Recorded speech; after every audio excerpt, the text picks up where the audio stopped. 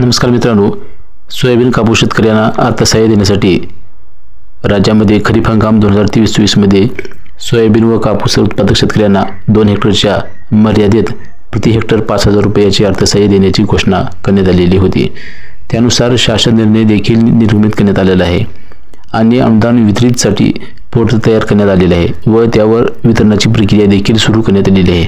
दिनांक 2 ऑक्टोबर पासून पात्र शेतकऱ्यांच्या खात्यामध्ये सोयाबीन कापूस अनुदान वितरण प्रक्रिया सुरू करण्यात आलेली आहे।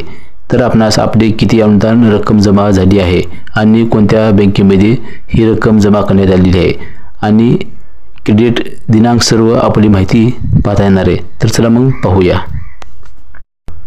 तर मित्रांनो, सोयाबीन कापूस अनुदान स्टेटस पाहण्यासाठी SCAG-RIDBT या वेबसाईटवरती आल्यानंतर आपल्याला असा डिस्क्रिप्शनमध्ये याची लिंक सुद्धा दिलेली आहे। तर अशा प्रकारे हा आपला पेज दिसेल। यामध्ये 2 पर्याय आपल्याला दिसतील, लॉग इन आणि डिस्बर्समेंट स्टेटस।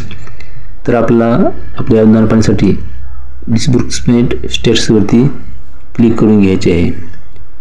यावर क्लिक करून घेतल्यानंतर आपल्यासमोर आधार नंबर व कॅप्चा टाकून घ्यायचे आहे व OTP वरती क्लिक करून घ्यायचे आहे। OTP वर क्लिक केल्यानंतर आपल्याला नोंदणीकृत मोबाईलवरती OTP पाठवला जाईल। तो गेट डाटा वरती क्लिक करावे व त्यानंतर OTP टाकल्यानंतर आपले आधार स्टेटस पाहायला मिळेल।